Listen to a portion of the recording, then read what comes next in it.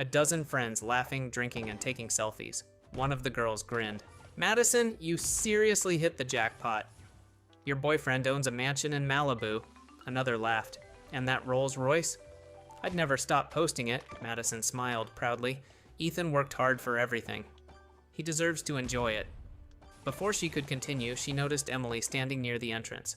Her smile disappeared instantly. She stood up and slowly walked across the room. So, she folded her arms. You actually followed my boyfriend here? Emily looked at her calmly. This house doesn't belong to Ethan. Madison laughed. Oh, really? My boyfriend told me he bought this place last year. You employees really have no shame. Emily frowned. What employees? Madison rolled her eyes dramatically. Ethan told me you work for his company. He said you're obsessed with him. You ride in his car every day looking for attention. My boyfriend is just too nice to tell you no. Emily almost laughed. Instead, she simply asked, did Ethan really tell you he's the CEO? Madison smirked. Of course. He owns Carter Financial Group. He even lets you keep your job because he feels sorry for you. Emily suddenly understood everything. Every strange look, every insult, every disgusting comment. Madison believed Ethan owned everything. The car, the mansion, the company. Emily was merely an employee trying to flirt with her successful boss. It would have been hilarious if it hadn't been happening inside Emily's own home. Madison turned toward her friends. See? I told you she'd show up eventually. This woman has no dignity. She rides with Ethan every morning. Then she called the police because I asked her to stop using my boyfriend's car. The room exploded with laughter. Emily remained expressionless. So Ethan told you all that? Madison nodded proudly. He said you even begged him for private rides. Emily slowly took her phone from her handbag. She pressed one number. The direct line to Carter Global Holdings legal department. This is Emily. I need my legal team and head of security at my Malibu residence immediately. Bring cameras, bring documentation forms, and call the local police. Before she could finish speaking, Madison lunged forward. You little liar! She ripped the phone from Emily's hand and threw it across the marble floor. The screen shattered instantly. Emily looked down at the broken phone, then back at Madison. Without warning, Madison's eyes stopped on the jade necklace hanging around Emily's neck. Her expression changed. That's beautiful. She stepped closer. Does your rich sugar daddy buy you expensive jewelry too? Emily instinctively stepped backward. Don't touch it. Madison ignored her. She grabbed the necklace. Emily immediately reached for her wrist. Let go! The two struggled for only a second. Then, snap. The chain broke. Madison stumbled backward, holding the jade pendant in her hand. Emily's face instantly turned white. Give it back. Madison examined it under the light. This must be worth thousands. Emily's breathing became uneven. It isn't about the money. Please, just give it back. For the first time since entering the villa, fear appeared in Emily's voice. Madison smiled. Oh, so this matters. Without another word, she threw the pendant onto the marble floor with all her strength. Crack! The jade shattered into dozens of tiny green fragments. Time seemed to stop.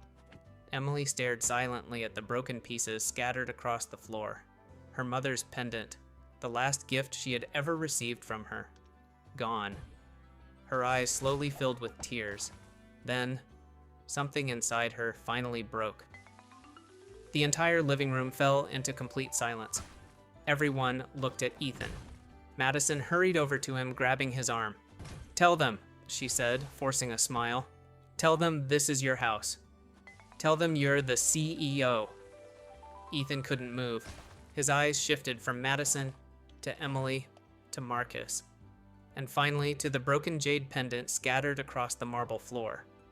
Emily spoke again, her voice calm but unmistakably firm. Ethan, I'm waiting. His shoulders slowly slumped. Every lie he had built over the past 2 months collapsed at once. He lowered his head. It's not my house. Madison laughed nervously. Stop joking.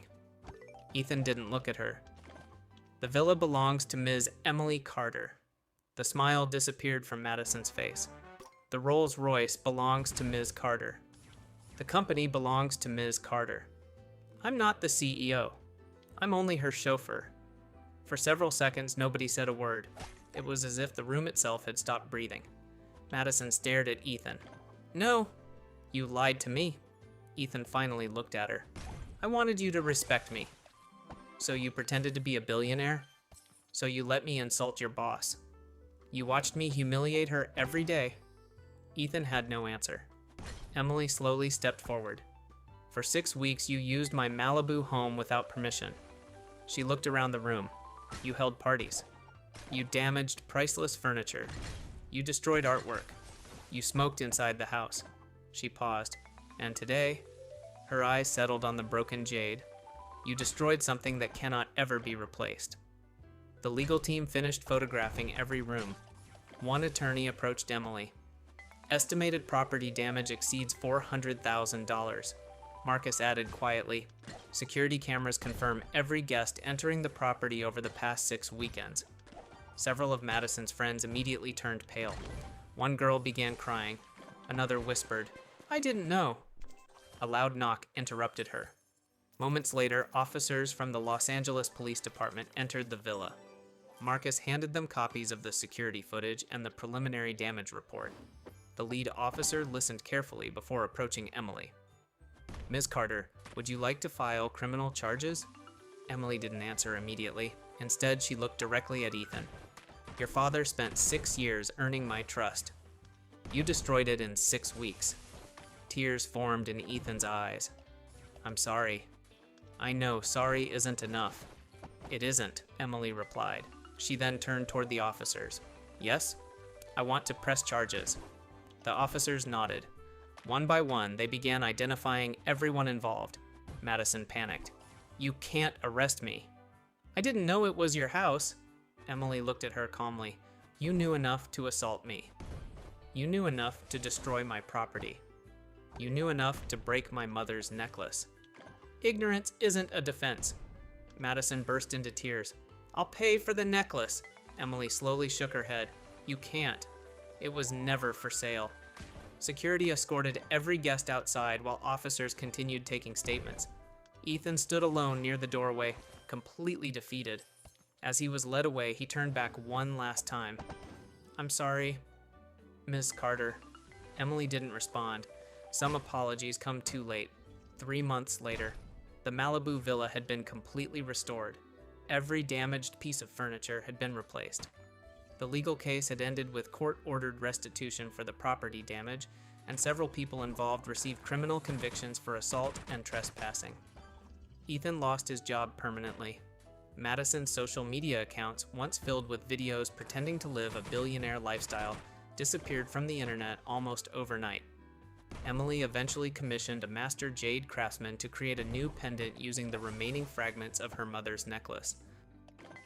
It could never replace the original, but it reminded her of something even more valuable. Trust is built over years and can be destroyed by a single lie. As Emily stood on the balcony of her Malibu home, watching the Pacific Ocean at sunset, she touched the new pendant around her neck and smiled quietly. Not because justice had won, but because she had learned one lesson she would never forget. Never confuse kindness with weakness.